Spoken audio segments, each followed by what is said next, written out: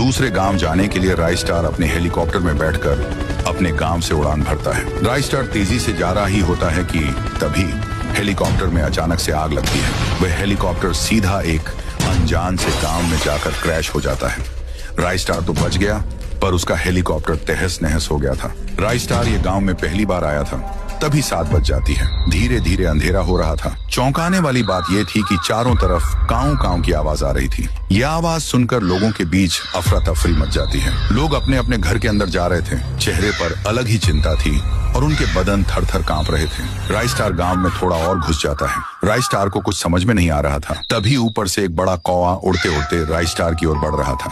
वह कौवा राइस्टार पर हमला करने ही वाला था कि पीछे से किसी ने गोली मारी और वह कौवा वहीं मर गया। पीछे लाल शर्ट पहन एक आदमी आकर राइस्टार को हाँपते हुए कहता है, ओ साहब जी, तुम इधर क्या कोरता है? 7 बज गया, तुम यहाँ के नोही लगते हो। चलो जल्दी मेरे घर पे, वरना वो आ जाएंगे। राइस्टार उस आदमी की बात मानकर उसके घर में चला जाता है। अरे भाई, मुझे कोई बताएगा कि इस गांव में क्या हो रहा है? ये चारों तरफ से काऊ काऊ की आवाज क्यों आ रही है? और वो कौवा तो मेरे मुंह में ही घुसने वाला था। अच्छा हुआ तुमने उसे गोली मारी।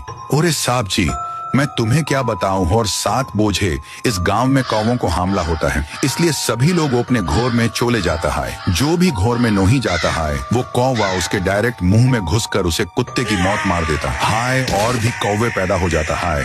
और तो और ये सब कौवे गांव के पीछे डरावने सूखे जंगल से आते हैं। ये बात सुनकर राइस्टार के रोंगटे खड़े हो गए। इसका पता वो लगाना चाहता था। फिर राइस्टार अगले दिन उसी सूखे जंगल में आ पहुंचता है। वो अच्छे से जंगल को देख ही रहा था कि 7 बज जाते हैं और वहीं काऊ काऊ की आवाजें आ रही थी। फिर भी राइस्टार और अंदर घुसता गया। उसको वहां पर एक पुराना कुआं दिखा।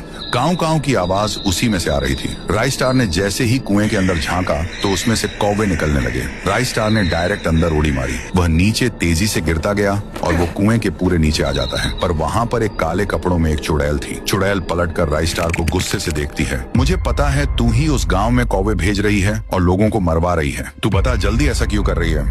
तू कौन होता है मुझसे पूछने वाला? अब तू नहीं बचेगा। तू अगर मुझे बताएगी तो मैं तेरी कुछ मदद कर सकता हूँ। बता। इतना कहते ही वो चुड़ैल रो के कहने लगती है। ये बात है 5 साल पहले की। तब मैं सारे गांव की महारानी थी और इस गांव में रहा करती थी। तभी एक दिन मेरे दरबार में मेरा मंत्री आया और कहने लगा, महारानी जी, आपके सल्तनत में एक ऐसा कुआं है जहाँ पर पानी की जगह सोना बहता है। अगर हम उस सोने को निकाल लेंगे तो हमारी सल्तनत में कोई भूखा नहीं सोएगा। उसके बाद क्या था, उस मंत्री ने मुझे एक जंगल में इसी कुएं के पास लेकर आया। उसके बाद मैंने इस कुएं में सोने की आस में झांकने लगी। तभी उस मंत्री ने मुझे पीछे से धक्का दे दिया और सीधा मैं उसके अंदर गिर के मर गई। उसने मुझे पागल बना के मेरी जान ले ली और खुद वहां का राजा बन गया। इसलिए मैं गांव में ऐसा हमला करवाती है।